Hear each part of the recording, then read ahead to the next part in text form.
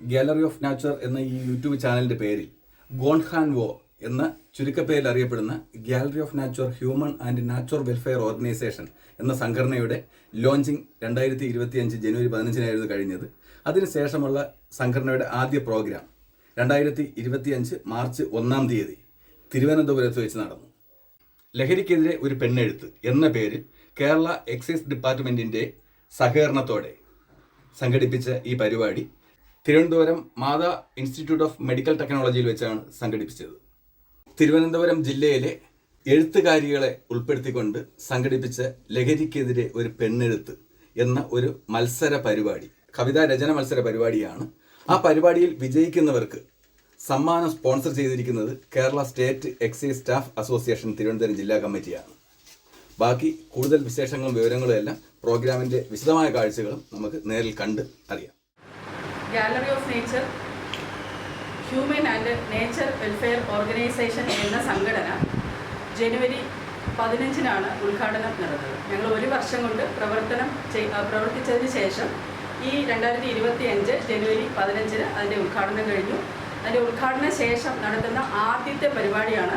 നമ്മുടെ സമൂഹത്തിൽ ഇപ്പോൾ ഏറ്റവും കൂടുതൽ വ്യാപിച്ചുകൊണ്ടിരിക്കുന്നത് മദ്യവും മയക്കുമരുന്നും അതുകൊണ്ട് ഉള്ള പ്രശ്നങ്ങളുമാണ് നമ്മുടെ സമൂഹത്തിൽ നടന്നുകൊണ്ടിരിക്കുന്നത്. അപ്പോൾ ലഹരിക്കെതിരെയുള്ള ഒരു എഴുത്ത് മത്സരമാണ് ഇവിടെ നടക്കുന്നത്.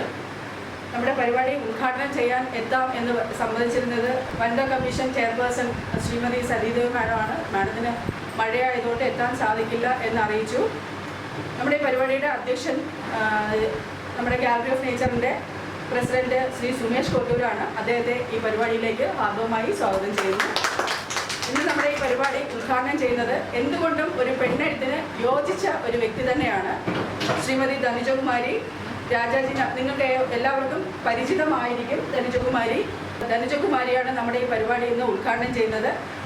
രാജാജി നഗറിലെ വിങ്സ് ഓഫ് വുമൺ എന്ന സംഘടനയുടെ സെക്രട്ടറി കൂടിയാണ്. ശ്രീമതി ധനുജകുമാരിയെ ഏറെ സ്നേഹത്തോടെ ഈ പരിപാടിയിലേക്ക് സ്വാഗതം ചെയ്യുന്നു. കേരള സ്റ്റേറ്റ് എക്സൈസ് വകുപ്പിൻ്റെ ജില്ലാ സെക്രട്ടറി ശ്രീ വിശാഖയും അദ്ദേഹത്തെ ഈ പരിപാടിയിലേക്ക് സ്വാഗതം ചെയ്യുന്നു. Woman protection officer doctor Sunitha madam, അതുപോലെ തന്നെ നമ്മുടെ സമ്മാനദാനം നിർവഹിക്കാനായിട്ട് ഇവിടെ എത്തുന്നത് CWCയുടെ ചെയർപേഴ്സൺ ശ്രീമതി ഷാനിഫ ബീഗമാണ്. മാഡത്തിനെയും ഞാൻ ഈ വേദിയിലേക്ക് സ്വാഗതം ചെയ്യുന്നു. അല്പം കഴിയുമ്പോൾ മാഡം എത്തിച്ചേരും.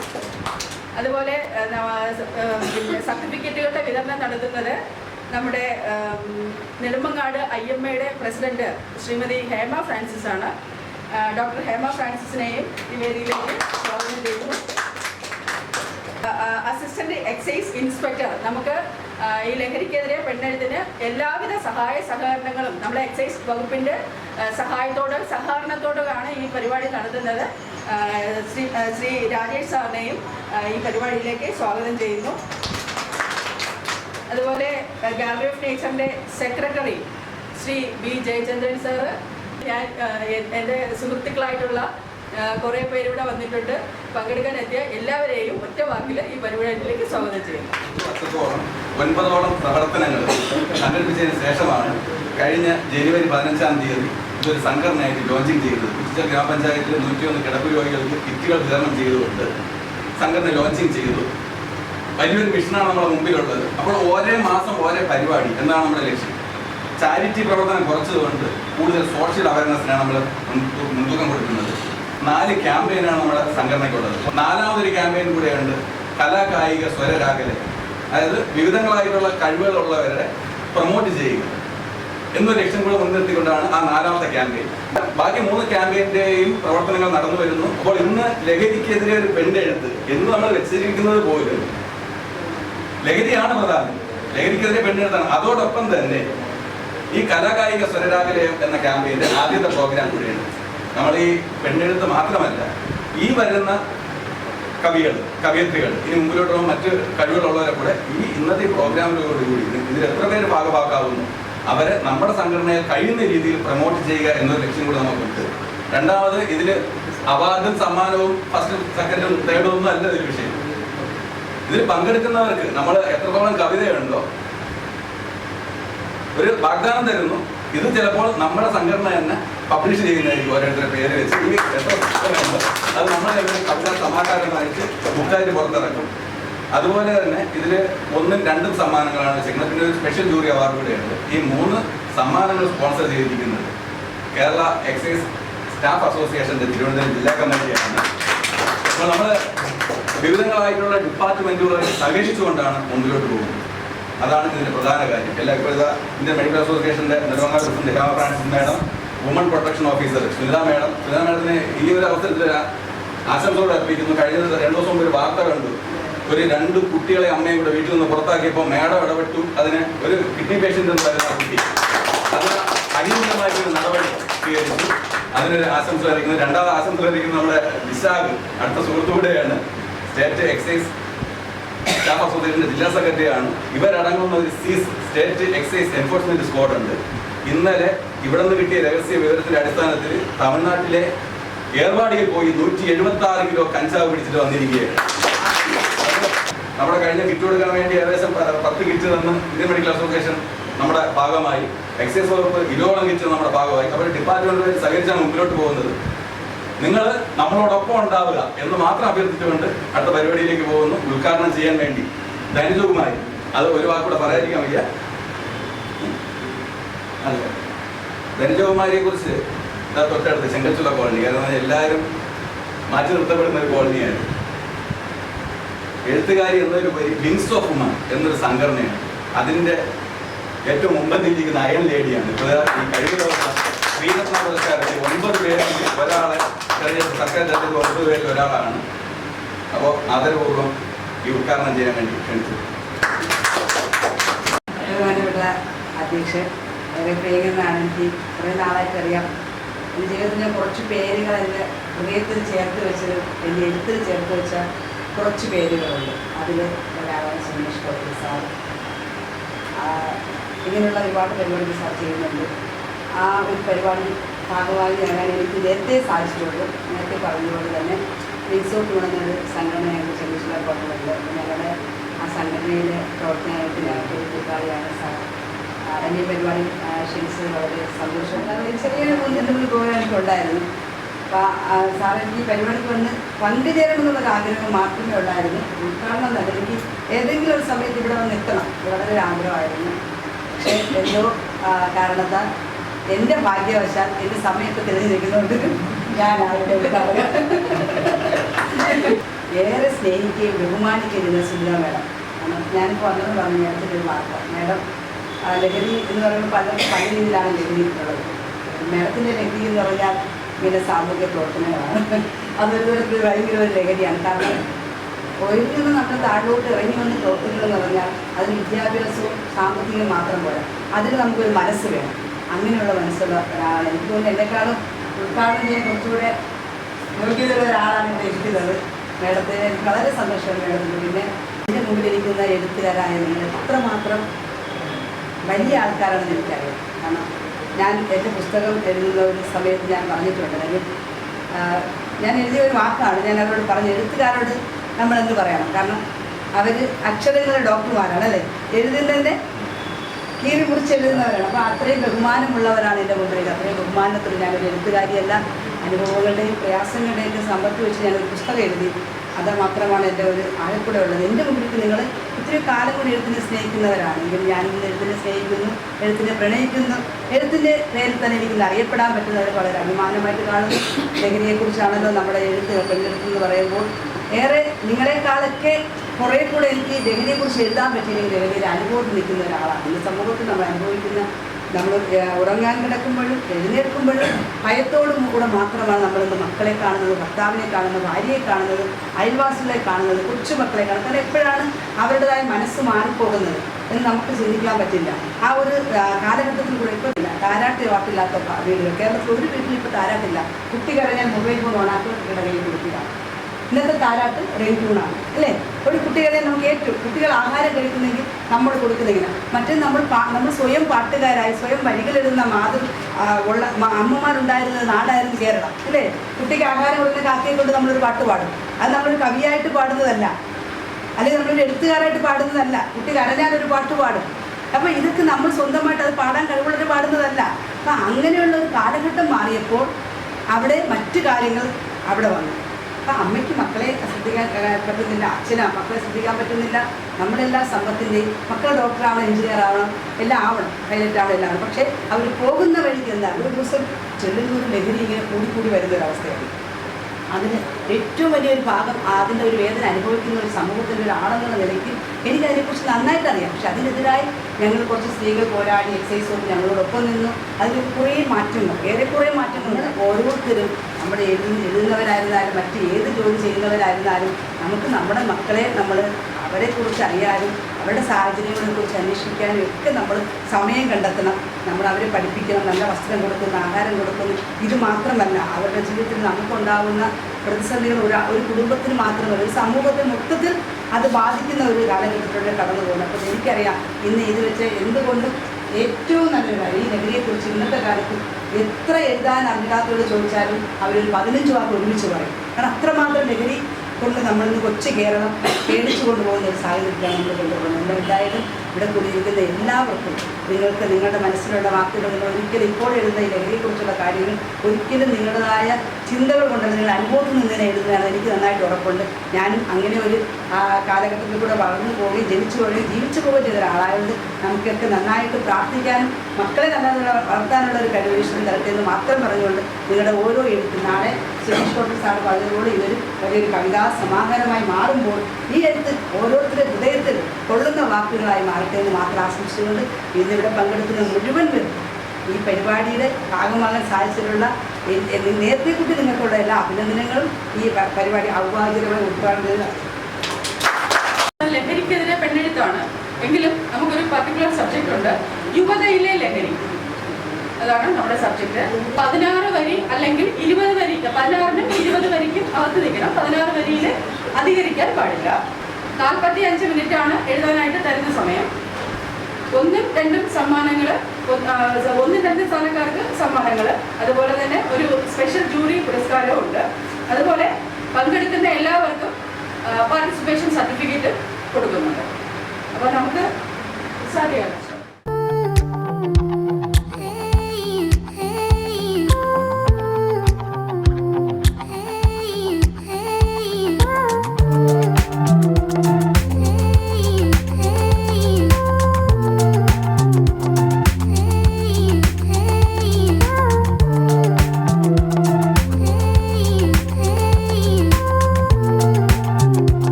നമ്മുടെ ഇന്നത്തെ പരിപാടിയുടെ രണ്ടാമത്തെ സെക്ഷനാണ് ഇന്ന് നടക്കാൻ പോകുന്നത്. സ്വാഗതം ആശംസിക്കുകയാണ് എൻ്റെ കർത്തവ്യം. എൻ്റെ പേര് കോട്ടൂർ ജി ജയചന്ദ്രൻ എന്നാണ്. ഞാൻ ഈ സംഘടനയുടെ സെക്രട്ടറിയാണ്. ആദ്യമായി സ്വാഗതം ആശംസിക്കേണ്ടത് നമ്മുടെ അധ്യക്ഷൻ തന്നെയാണ്. ഇതിൻ്റെ പ്രസിഡൻ്റായിട്ടുള്ള ശ്രീ സുമേഷ് കോട്ടൂരിന് സ്വാഗതം ചെയ്യുന്നു.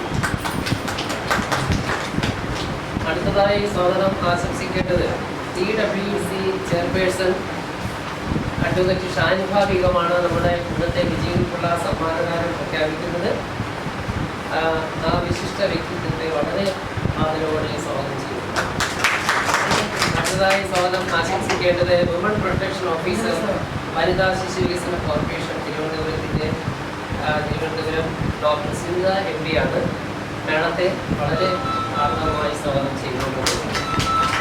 അടുത്തതായി സ്വാഗതം ആശംസിക്കേണ്ടത് ഇന്ത്യൻ മെഡിക്കൽ അസോസിയേഷൻ്റെ നെടുമങ്ങാട് മേഖലാ പ്രസിഡന്റ്, അതുപോലെ തന്നെ നമ്മുടെ പരിപാടികളിലെ നിറസാന്നിധ്യമായ ഡോക്ടർ ഹേമ ഫ്രാൻസിസ്, അവരെ ഈ മത്സരത്തിൽ പങ്കെടുത്ത എല്ലാവർക്കും സർട്ടിഫിക്കറ്റ് വിതരണം ചെയ്യുന്നതിലേക്ക് വേണ്ടി വളരെ സ്നേഹത്തോടെ സ്വാഗതം ചെയ്തിട്ടുണ്ട്.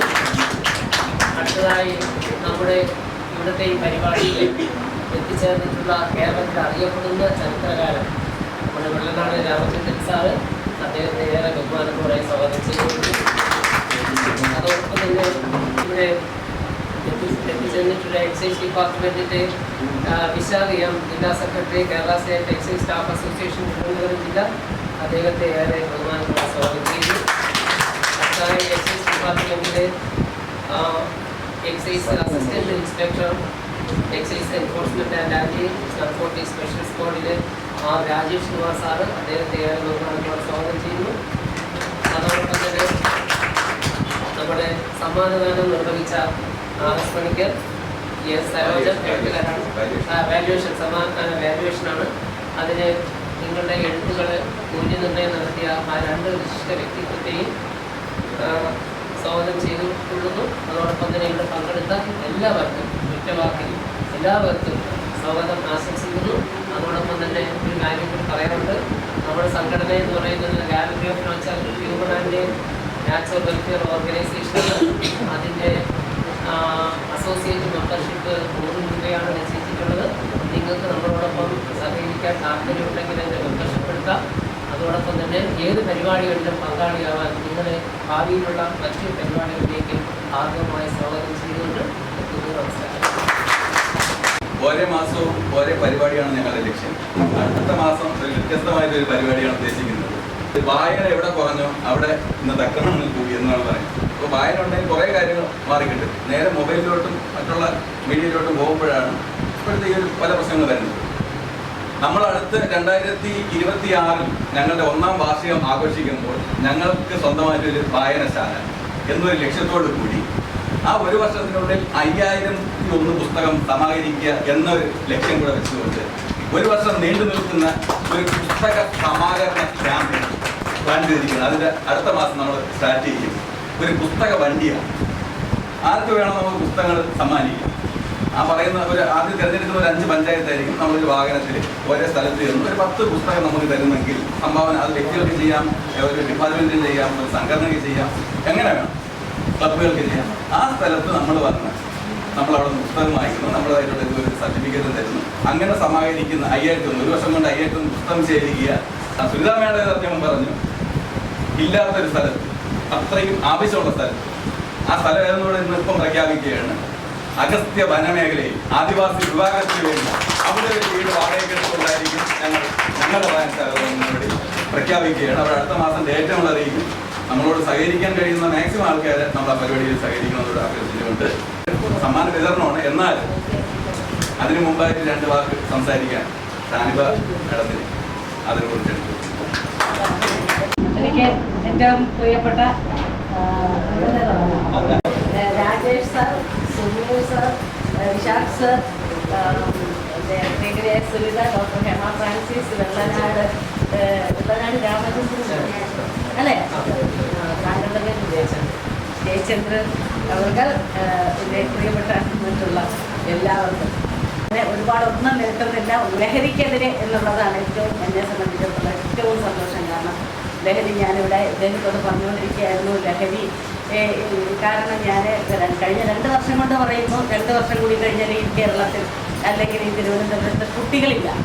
കാരണം അത്രയ്ക്കും പ്രശ്നങ്ങളായി CWCയിൽ വരുന്ന കുഞ്ഞുങ്ങളെ മുഴുവൻ കണ്ട് വല്ലാതെ വിഷമിച്ച് പല ദിവസങ്ങളും ഉറക്കം വരാതെ പോയിട്ട് ഉറക്കം വരാതെ കിടക്കേണ്ടുന്ന ദിവസങ്ങൾ, അത്രയും കഷ്ടതയുള്ള ആൺകുട്ടികളും പെൺകുട്ടികളും CWCയിൽ വരുമ്പോൾ നമ്മൾ ഡി-അഡിക്ഷന് വിട്ട് കഴിയുമ്പോൾ ഡി-അഡിക്ഷൻ കഴിഞ്ഞിട്ട് ഒരു മനോഹരനായ ഒരു കുഞ്ഞു കുട്ടി അവൻ എന്താണ് കുറേ ലഹരി ഉപയോഗിച്ചിട്ട് വന്നു, അവനെ ഡി-അഡിക്ഷന് വിട്ടു. അതെല്ലാം കഴിഞ്ഞ് അവൻ നല്ല കുട്ടിയായി തിരിച്ചു വന്നു. പക്ഷേ ഒരു സുപ്രഭാതത്തിൽ അറിയുന്നു അവൻ വീണ്ടും കുറച്ച് ദിവസം കഴിഞ്ഞ് വരുമ്പോൾ അവൻ കുട്ടിയല്ല, ഒരു വയസ്സന്റെ മുഖവുമായിട്ടിരിക്കുന്നു. ഞെട്ടിപ്പോയി ഒന്ന് സഹിക്കാൻ പറ്റാത്ത വണ്ണം വിഷമിച്ചു പോയി. ഒരു വല്ലാത്ത വയസ്സ്. എന്തിനാടാന്ന് ചോദിക്കുമ്പോൾ അറിയില്ല എന്ന് പറയുന്നത് മെയിൻ കാര്യം പാരൻസ് നോക്കുന്നില്ല. ഒരൊറ്റ പാരൻസ് കുഞ്ഞുങ്ങളെ നോക്കുന്നില്ല എന്നുള്ളത് തന്നെയാണ്. ഇല്ലെങ്കിൽ പിന്നെ എങ്ങനെയാണ് 10 വയസ്സുള്ള പെൺകുട്ടികൾ ഗർഭിണികളായിട്ട് നമ്മുടെ അടുത്തേക്ക് വരുമ്പോൾ ഈ അമ്മമാരുടെയൊക്കെ കണ്ണും കാതുമൊക്കെ എവിടെ പോയിരിക്കുന്നു? അച്ഛന്മാരും തന്നെ അമ്മമാരെ കുറ്റം മാത്രം പറയുന്നു. ഒരു മോള് മെൻസസ് ആകുന്നില്ലെങ്കിൽ അടുത്ത 1 മാസം മെൻസസ് ആകുമ്പോൾ പോലും അമ്മമാർ ശ്രദ്ധിക്കുന്നില്ല, നോക്കുന്നില്ല അല്ലേ? അതല്ലേ? അല്ലെങ്കിൽ പിന്നെ എങ്ങനെയാണ് ഈ 9 മാസം വരെ അവൾക്ക് മെൻസസ് വരുന്നുണ്ടോ ഇല്ലയോ എന്നറിയുന്നത്? 10 വയസ്സായ പെൺകുഞ്ഞുങ്ങളൊക്കെ വന്ന് നമ്മുടെ മുന്നിൽ നിൽക്കുക. ഒരു വീട്ടിലെ സഹോദരൻ, 13 വയസ്സായ സഹോദരൻ, 12 വയസ്സായ സഹോദരിയെ പൂർണ്ണ ഗർഭിണിയാക്കുക, എന്നിട്ട് ഇനി വരിക എന്ന് പറഞ്ഞാൽ വന്നതിൻ്റെ 3-ാം ദിവസം അവൾ പ്രസവിക്കുന്നു. ഇതൊക്കെ കാണാനും കേൾക്കാനും പറ്റണം. നമ്മളുടെ കണ്ണും ചെവിയും കാതും തുറന്നിരിക്കണം. ഇതൊന്നും നമ്മൾ ചെയ്യുന്നില്ല, നമ്മമാരൊന്നും ശ്രദ്ധിക്കുന്നില്ല. അപ്പോൾ ഈ മഴയത്ത് ഞാൻ ഒരുപാട് സംസാരിച്ച് കളയുന്നില്ല. ഒരു മഹിളാ മന്ദിരത്തിൽ നിൽക്കുന്ന ഒരു കുഞ്ഞിൻ്റെ കല്യാണമാണ്. അപ്പോൾ ആ കല്യാണത്തിന് സത്യം പറഞ്ഞാൽ അതൊരു പോസിറ്റീവായിട്ട് പറയാം. നമ്മൾ ഇതൊക്കെ ചെയ്തു. കുഞ്ഞിന് കല്യാണ സാരി ഞാൻ സ്പോൺസർ ചെയ്യിപ്പിച്ചു. കുഞ്ഞിനെ പിന്നെ ഒരു നെക്ലസും ഒരു മാലയും സ്വർണ്ണം അല്ല എങ്കിൽ പോലും നല്ല സ്ഥാപനം. അത് കഴിഞ്ഞു. സദ്യ സ്പോൺസർ ചെയ്യിപ്പിച്ചു. അങ്ങനെ കുറേ കാര്യങ്ങൾ സ്പോൺസർ ചെയ്യിപ്പിച്ചു. ഇവിടെ സുനിത പിന്നെ വിമൻ പ്രൊട്ടക്ഷൻ ഓഫീസറാണ്. പുള്ളിക്കാരിയെ കൊണ്ടെത്തുന്ന കാര്യങ്ങൾ, എന്നെ കൊണ്ടെത്തുന്ന കാര്യങ്ങൾ ഞാൻ അങ്ങനെ നമ്മൾ എല്ലാവരും ചേർന്ന് എന്തായാലും 18-ാം തീയതി കുഞ്ഞിൻ്റെ കല്യാണം നടത്തും എന്നുള്ളൊരു സന്തോഷ വർത്തമാനവും കൂടി നിങ്ങളെ അറിയിക്കുന്നു. പിന്നെന്താ, നിങ്ങളുടെ ബുക്കിൽ ഞാൻ ഒരു 10-30 ബുക്ക് തരാം. ഓക്കെ, ഞാനൊരു 10-30 ബുക്ക് തരാം. എന്നെ കൂടി അറിയിച്ചുകൊണ്ട് ഞാൻ അത് എഴുതി വെച്ചോളാം.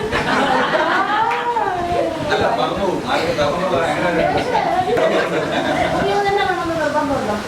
ഇത് തന്നെ അപ്പൊ ഞാൻ 10-30 അല്ല അതിനെക്കാട്ടിലും തരാം.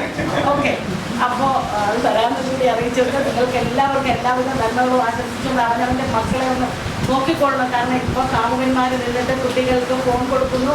ഞാൻ വിളിക്കുമ്പോൾ മാത്രം നീ ഇറങ്ങിയാൽ മതി എന്ന് പറയുന്നു. സൈലൻ്റ് ആക്കി വെക്കാൻ പഠിപ്പിക്കുന്നു അവന്മാർ. ഇത് വെക്കേണ്ട സ്ഥലം പറഞ്ഞു കൊടുക്കുന്നു. പാൻറ്റീസിൻ്റെ അകത്ത് വേറൊരു പോക്കറ്റും കൂടെ തയ്ച്ച് അതിനകത്താണ് വെക്കുന്നത്. നിങ്ങൾ ആരും അറിയില്ല, ഉറങ്ങും. 12 മണിക്ക് വന്ന് വിളിക്കും. അപ്പോൾ ഇറങ്ങി ചെല്ലുമ്പോൾ അവൻ ആ രാത്രി എന്തും ചെയ്തിട്ട് അങ്ങനെ ഒരുപാട് കേസുകളുണ്ട്. അതുകൊണ്ട് എല്ലാവരും വളരെ ശ്രദ്ധിച്ചോളണമെന്ന് മാത്രം അറിയിച്ചുകൊണ്ട് ഞാൻ നിർത്തുന്നു. എനിക്കെന്ത് പറയണമെന്നൊക്കെ അറിയില്ല. ഞാൻ ആക്ച്വലി ഒറ്റ വാക്കേ കണ്ടുള്ളൂ, ലഹരിക്കെതിരെ പെണ്ണെഴുത്ത്. അങ്ങനെ ഞാൻ എൻ്റെ സുഹൃത്തും കൂടിയായ പ്രിയ ഷാമാണ് എന്നോട് വിളിക്കുന്നത്.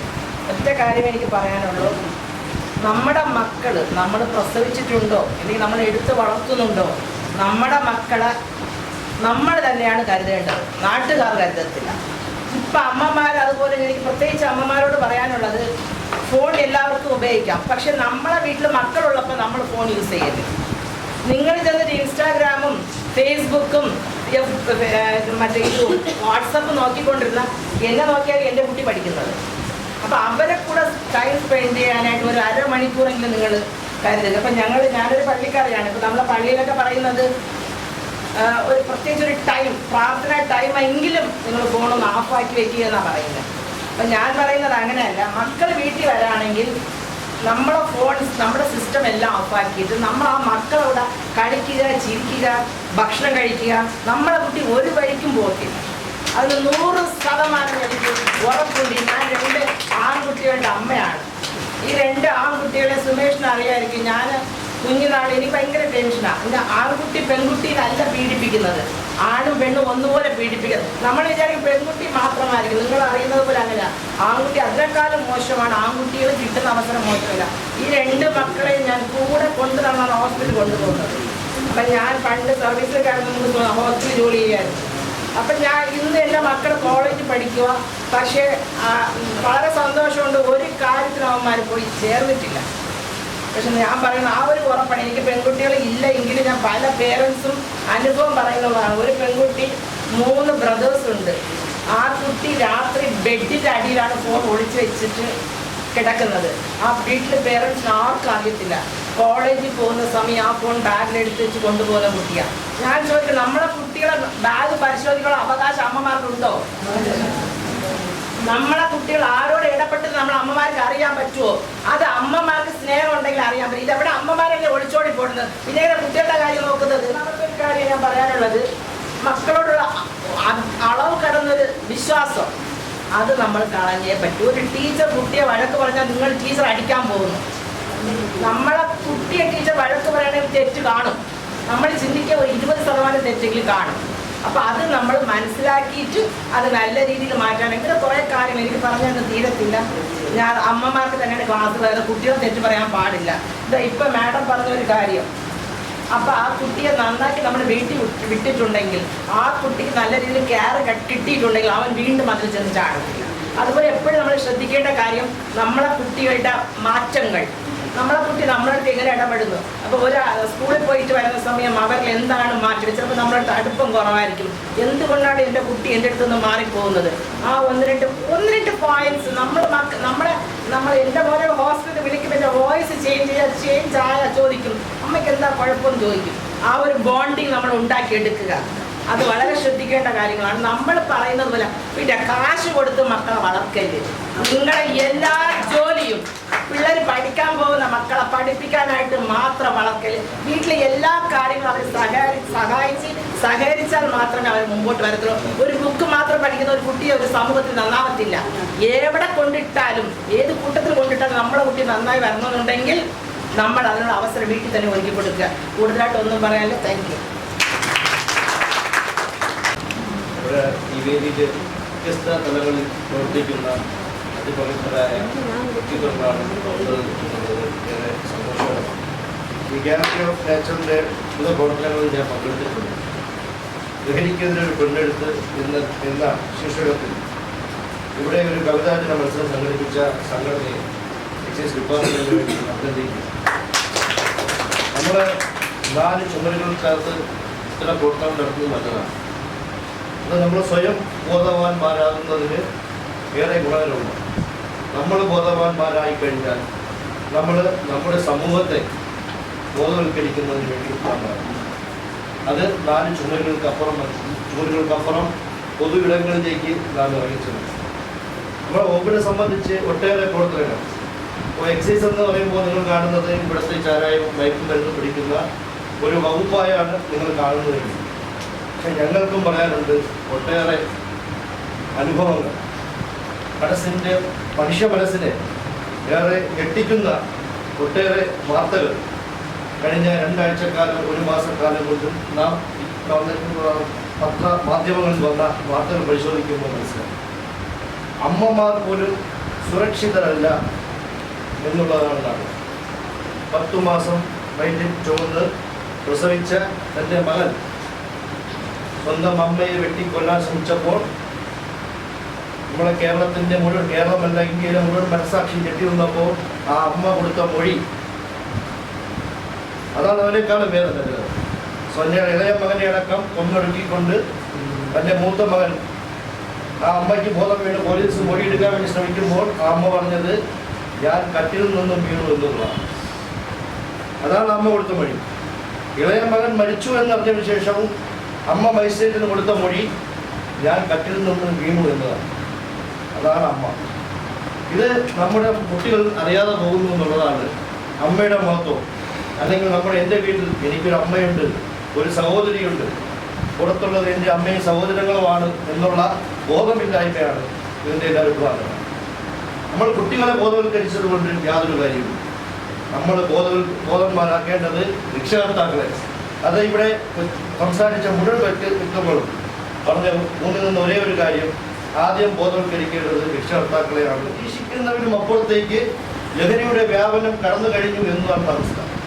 നമുക്കിപ്പോൾ കണക്കുകൾ വെച്ച് പറയാം, കേരളം മറ്റ് സംസ്ഥാനങ്ങൾക്ക് അപേക്ഷിച്ച് പുറകിലാണ്, ലഹരിയുടെ പ്രവർത്തനത്തിൽ പുറകിലാണ്. എന്തുകൊണ്ടാണ് കണക്കുകൾ കേരളത്തിൽ പുറത്തു വരുന്നു എന്നുള്ളത് പരിശോധിക്കുമ്പോൾ കൃത്യമായ കണക്കുകൾ നമ്മുടെ കൈവശമുണ്ട്. വകുപ്പിന് തന്നെ ഓരോ മാസവുമുള്ള ഫെബ്രുവരി മാസത്തിൽ നമ്മൾ പഠിക്കുന്ന കേസിൻ്റെ കണക്കുകൾ നമ്മൾ അവലോകനം ചെയ്യുമ്പോൾ കഴിഞ്ഞ വർഷം ഫെബ്രുവരിയിൽ എത്ര കേസ് എടുത്തിട്ടുണ്ട് എന്നതും കൂടെ നമ്മൾ പരിശോധിച്ച് പോകുന്നു.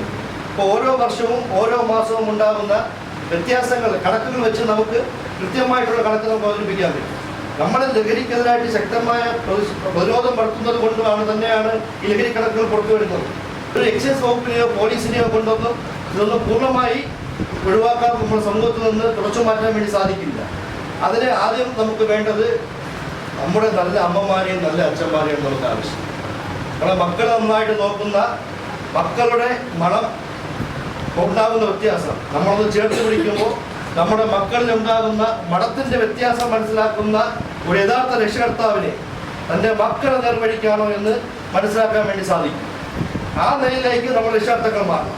മക്കളെ എല്ലാം ചേർത്ത് പിടിക്കണം. മക്കളിലുണ്ടാകുന്ന ബുദ്ധിമുട്ടുകളിൽ നമ്മളെ മക്കളെ നമ്മൾ ചേർത്ത് പിടിച്ചില്ല എങ്കിൽ ലഹരിയുടെ ഒരു വലിയ കവചം പുറത്ത് നമ്മുടെ മക്കളെ കാത്തു നിൽക്കൊണ്ട് അവർക്ക് സാന്ത്വനം നൽകാനായി, അവർക്ക് സമാധാനം കിട്ടുമെന്ന്, അവർക്ക് സന്തോഷം നൽകാനുള്ള ലെവലിൽ നമ്മുടെ രക്ഷകർത്താക്കളെക്കാളും അവർക്ക് നമ്മളെ കുട്ടികളെ സ്വാധീനിക്കാൻ സാധിക്കും.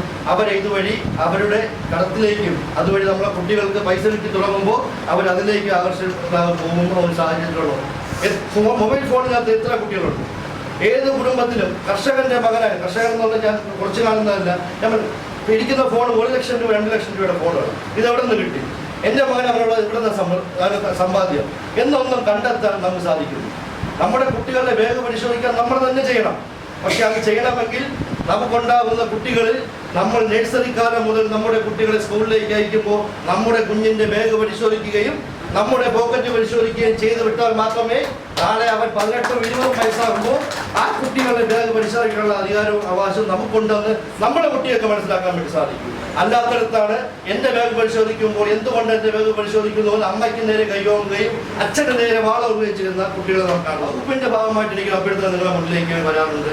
നമ്മളിവിടെ എല്ലാം കൂടി ഇരുന്ന് നമ്മൾ പുറത്തേക്ക് പോകുമ്പോൾ നമ്മളൊരു കേസ് പിടിച്ച് നമ്മുടെ 10 ആൾ കൂടി നിന്ന് എല്ലാവരും വന്നത് കണ്ടോണ്ട് നിൽക്കുമ്പോൾ ഒന്ന് അഡ്രസ്സ് പറഞ്ഞാൽ വേണ്ടി ഞങ്ങൾ ചോദിച്ചാൽ അഡ്രസ്സ് പറയാതെ നാളെ ഞാൻ ഒരു ദിവസം കോടതിയിൽ പോകണം എന്ന ചിന്ത മനസ്സിൽ വെച്ചുകൊണ്ട് അതിന് മുഖം തിരിഞ്ഞു പോകുന്നതാണ് ഈ കുറ്റവാളികൾക്കുള്ള ഏറ്റവും വലിയൊരു വളക്കൂറായി മാറുന്നത്. അതിന് മാറ്റം വരുത്തണം. കേസ് പിടിക്കുമ്പോൾ എല്ലാവരും പോയിട്ട് സാർ ഞങ്ങൾ സാക്ഷി പറയാമെന്ന് അവരുടെ മുന്നിലേക്ക് വന്നാൽ ഈ പൊതുജനങ്ങളെല്ലാം എതിരാണ്. മറ്റത് നാളെ എന്തുണ്ടായാലും സാക്ഷിയെ വിലക്ക് വായിക്കാമെന്നുള്ള തോന്നലുകളുണ്ടെങ്കിൽ നാളെ ഇത് ആവർത്തിക്കപ്പെടും. അത് ആവർത്തിക്കപ്പെടാതിരിക്കാൻ വേണ്ടി എല്ലാവരും ഒത്തുചേർന്ന് നിന്ന് പ്രവർത്തിക്കണം. ഇവിടെ ഇതുപോലുള്ള സംഘടനകളും എല്ലാം ഒത്തൊരുമയോട് കൂടി പോയാൽ മാത്രമേ സാധിക്കൂ. നമുക്ക് വരും ദിവസങ്ങളിൽ അതിശക്തിയായ നമ്മുടെ നാടിനെതിരെ തുടിക്കുന്ന നമ്മുടെ വരും തലമുറ നശിപ്പിച്ചു കളയുന്ന ഈ മഹാവിപത്തിനെതിരായി ശക്തിയായി പോരാടാമെന്ന് മാത്രം പറഞ്ഞുകൊണ്ട് എല്ലാവിധ ആശംസകളും. ഈ കവിതകളെല്ലാം നമ്മുടെ സമൂഹത്തിൽ നേരിടുന്ന ലഹരിക്കെതിരെ ശക്തമായി പ്രതിഷേധിക്കുന്ന നമ്മുടെ വികാരങ്ങളെ ശക്തമായി ഉൾക്കൊള്ളുന്ന ഒരു രചനയാണ്. വളരെ മോശം പറയുന്നത് നിങ്ങൾ എന്തുമാത്രം ഈ ലഹരിക്കെതിരെ നിങ്ങളുടെ മനസ്സ് ബോധവൽക്കരിക്കുന്നു, നിങ്ങൾ എന്തുമാത്രം പ്രതിഷേധിക്കുന്നു, നിങ്ങൾ എന്തുമാത്രം ബുദ്ധിക്കുന്നു എന്നുള്ളത് ഈ വരികളിൽ ആരുടെ കൃത മോശമല്ല. ഈ വരികളിലെല്ലാം തന്നെ നിങ്ങൾ രേഖപ്പെടുത്തും നിങ്ങളുടെ വിഷമങ്ങളാണ് വിഷമമാണ്. പക്ഷെ അപ്പോഴും ഒരു സംഗതി പറയാതിരിക്കാൻ നോക്കില്ല. കേരളത്തിൽ മദ്യവയ്ക്കുന്ന സ്ത്രീകളുടെ എണ്ണം വർദ്ധിക്കുന്നു എന്നുള്ളത് ഏറ്റവും വിചിത്രമാണ്.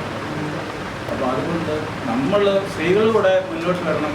കൂട്ടായ്മ വേണം. ഈ എഴുത്തിൽ മാത്രം വരാം. സമൂഹത്തിൽ സ്ഥാപനങ്ങൾ പോലെ ഈ എക്സൈസിൻ്റെയും പോലീസിൻ്റെയും നമ്മുടെ എല്ലാ സംവിധാനത്തിൻ്റെയും ഭാഗമായിട്ട് സ്ത്രീകളെ ഉൾപ്പെടെ എഴുത്തുകാരും മുന്നോട്ട് വന്നാൽ മാത്രമേ ഇതിന് ഒരു മാറ്റമുണ്ടാക്കാൻ പറ്റൂ. അല്ലാതെ ഉദ്യോഗസ്ഥന്മാരോ നിയമങ്ങളോ കൊണ്ട് മാത്രം സാധിക്കില്ല.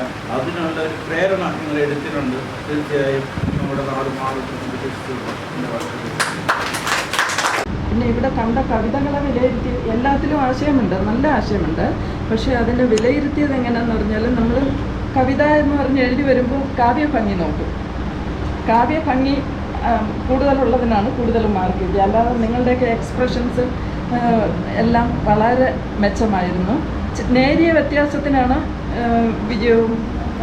വിജയികളെ തിരഞ്ഞെടുത്തത്. മിക്കവാറും എല്ലാ കവിതകളും ഏറെക്കുറെ ഒരേ നിലവാരത്തിൽ നിൽക്കുന്നുണ്ട്. അപ്പം അതുകൊണ്ട് നിങ്ങളാരും എഴുത്തിൻ്റെ കാര്യത്തിൽ എനിക്ക് സമ്മാനം കിട്ടിയില്ല എന്ന് വിചാരിച്ച് വിഷമിക്കേണ്ട യാതൊരു കാര്യമില്ല. എല്ലാവരും എബവ് ആവറേജ് മാർക്ക് വാങ്ങിച്ചവരാണ്. അതുകൊണ്ട് നിങ്ങൾക്ക് എഴുതാൻ പറ്റും. പക്ഷേ ഈ വിഷയത്തെക്കുറിച്ചൊക്കെ സംസാരിക്കുകയാണെങ്കിൽ എനിക്ക് ഒരുപാട് പറയാനുണ്ട്. 2006 മുതൽ ഞാനിവിടെ പല വേദികളിലും പ്രസംഗിച്ചിട്ടുള്ളതാണ്. എന്തായാലും ഈ ഉദ്യമങ്ങൾ എത്രയായാലും വളരെ വിജയിക്കട്ടെ. എല്ലാവരും കൂട്ടായി പ്രവർത്തിച്ചാൽ പിന്നെ ഒരു കാര്യമുണ്ട്. കുഞ്ഞുങ്ങളെ ഉപയോഗിക്കുന്ന കുട്ടികളെ മാത്രം പറഞ്ഞിട്ടൊന്നും ഒരു കാര്യമില്ല. കാരണം ഇപ്പോൾ 5 കുട്ടികൾ ഒരു കൂട്ടിൽ നടക്കുന്നെങ്കിൽ 2 പേർ ഉപയോഗിക്കുന്നവരാണെങ്കിൽ അവർ 3 പേരെയും കൂടെ കെട്ടിയിട്ട് കുത്തിവെക്കുന്നില്ലേ? നമുക്ക് ചെയ്യാവുന്ന കാര്യം കഴിയുന്നത്ര ഈ സാധനങ്ങൾ കുട്ടികൾക്ക് കിട്ടാത്ത രീതിയിൽ എന്ന് പറഞ്ഞാൽ ഇത് കടത്തിക്കൊണ്ട് വരുന്ന കാശുണ്ടാക്കാൻ വേണ്ടി എന്തും ചെയ്യാൻ മടിക്കാത്ത ഒരു തലമുറയുണ്ട്. ഇപ്പോൾ പോലീസുകാരോ എക്സൈസുകാരോ പിന്നെ എഴുത്തുകാരോ ആരോ ഓരോ വിഭാഗമായിട്ട് നിന്നിട്ടുണ്ട്. എല്ലാവരും കൂടെ ഒറ്റക്കെട്ടായിട്ട് നിന്ന് ഇതിന് പിന്നെ ഇല്ലാതാക്കാൻ ശ്രമിക്കുകയും നിവർത്തിയുള്ളൂ. അല്ലാതെ ഒരു കൂട്ടർക്ക് മാത്രമായിട്ട് ഒരു വിജയം. ഇന്നത്തെ ചടങ്ങിൻ്റെ ഏറ്റവും പ്രധാനപ്പെട്ട ഒരു കർത്തവ്യമാണ് എനിക്ക് തന്നിട്ടുള്ളത്. അപ്പോൾ നിങ്ങൾ ആകാംക്ഷഭരിതരായിട്ടിരിക്കുമ്പോൾ ഞാൻ അതിൽ സംസാരിക്കുന്നത് ശരിയല്ല. എന്നാലും രണ്ട് കാര്യം എനിക്കൊന്ന് പറയണം.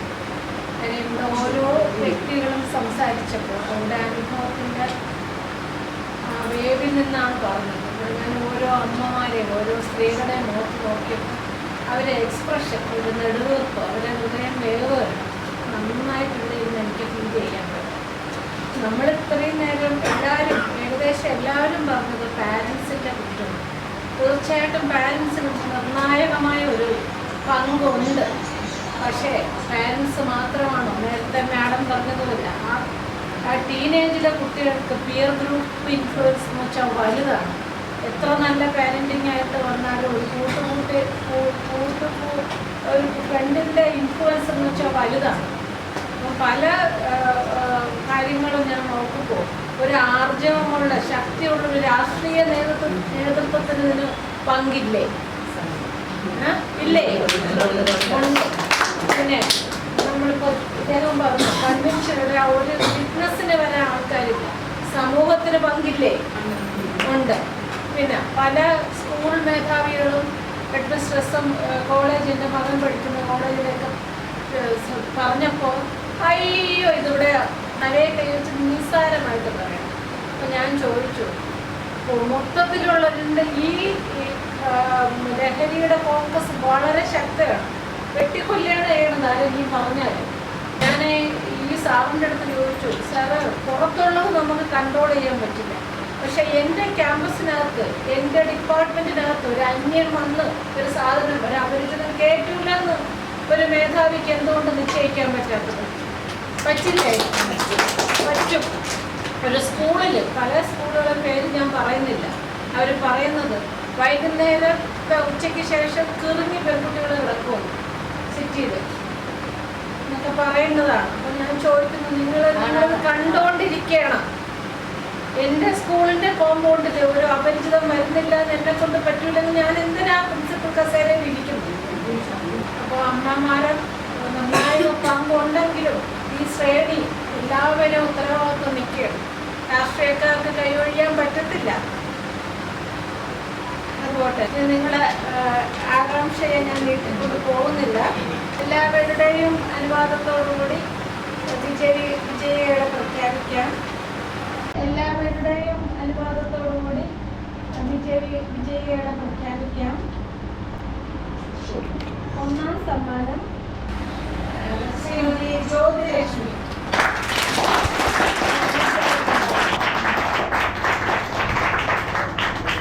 അഭിനന്ദനങ്ങൾ. രണ്ടാം സമ്മാനം ശ്രീമതി ബിന്ദു കവലൻ.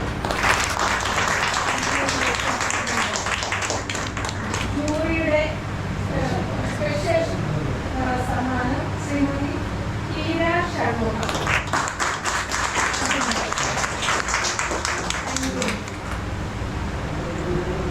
അടുത്ത സെക്കൻഡ് പ്രൈസ് ബിന്ദു കമൽ വരും.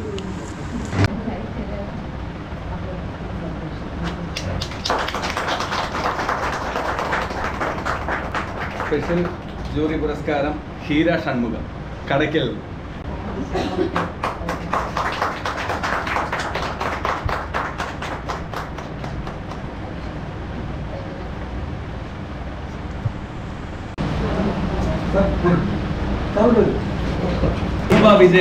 ദീപ വിജയകുമാർ നമുക്ക് ഈ നൽകിയ 3 സമ്മാനവും സ്പോൺസർ ചെയ്തിരിക്കുന്നത് കേരള സ്റ്റേറ്റ് എക്സൈസ് സ്റ്റാഫ് അസോസിയേഷൻ്റെ തിരുവനന്തപുരം ജില്ലാ കമ്മിറ്റിയാണ്. പ്രത്യേക നന്ദി അറിയിക്കുന്നു. ഗോപിക രാജേന്ദ്രൻ ജില്ലാ സെക്രട്ടറി ക്ഷണിക്കുന്നു. അതുപോലെ ഇന്ന് ഈ പരിപാടി ഇപ്പോൾ നടക്കുന്നത് ഈ ഒരു മാതാ ഇൻസ്റ്റിറ്റ്യൂട്ട് ഓഫ് മെഡിക്കൽ ടെക്നോളജി കാട്ടാക്കടയുണ്ട്, ഇവിടെയുണ്ട്. ഞങ്ങളോടൊപ്പം പ്രവർത്തനത്തിൽ കൂടെ നിന്ന് സഹകരിക്കുന്ന സ്ഥാപനമാണ്. ഇന്നത്തെ ഈ ഒരു സാഹചര്യം എല്ലാം ഒരുക്കി തന്നതും അതിന് ഈ ഒരു മാതാ ഇൻസ്റ്റിറ്റ്യൂട്ട് ഓഫ് മെഡിക്കൽ ടെക്നോളജിക്ക് നന്ദി അറിയിക്കുന്നു. ശാന്ത ശ്രീകുമാർ, സുമിന എഫ്, ഉമൈഫ റഷീദ്, പുഷ്പ റഷീദ്. തിരുവനന്തപുരം ജില്ലാ ആന്റി നർക്കോട്ടിക്സ് ബോർഡിന്റെ എക്സൈസിന്റെ ആന്റി നർക്കോട്ടിക്സ് ബോർഡിന്റെ ആർ രാജേഷ് കുമാർ അവരെ ക്ഷണിക്കും. ആശാ കിഷോർ, ശിവകല ശിവസുധൻ, ജിത ജയകുമാർ, ശിവകല ശിവസുധൻ, ജിത ജയകുമാർ. അടുത്ത സർട്ടിഫിക്കറ്റ് വിതരണം ചെയ്യാനായിട്ട് പ്രശസ്ത ചരിത്രകാരനും ഞങ്ങളുടെ അഡ്വൈസറി ബോർഡ് അംഗമായ വെള്ളനാട് രാമചന്ദ്രൻ സാറിനെ ക്ഷണിക്കുന്നു. ജിത ജയകുമാർ. ജയ എസ്, അഖല്യ അക്ഷയൻ. അത് നമ്മളെ ഇവിടുത്തെ സ്റ്റാഫാണ്. ആ, അപ്പൊ സ്റ്റാഫിന് വേണ്ടി പകരം ഒരാളൊന്ന് മേടിക്കാവോ? ആതിര.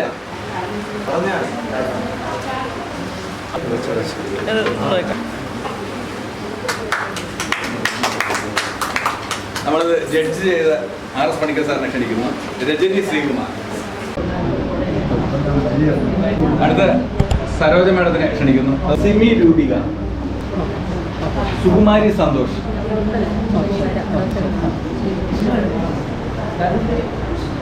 ദിവ്യ ബിജു,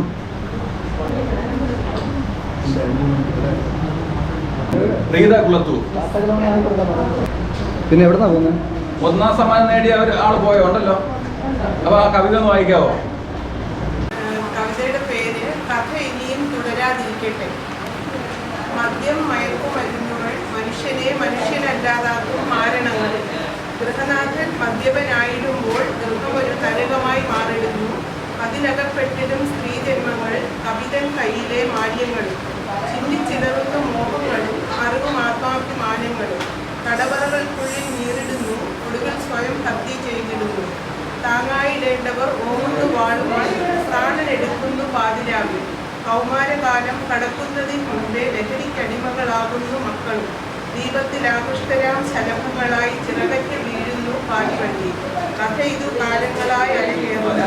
അരുതേ യുവാക്കളെ സ്പർശിച്ചിടല്ലേ അറിയാതെ പോലും ലഹരി വസ്തുക്കളെ.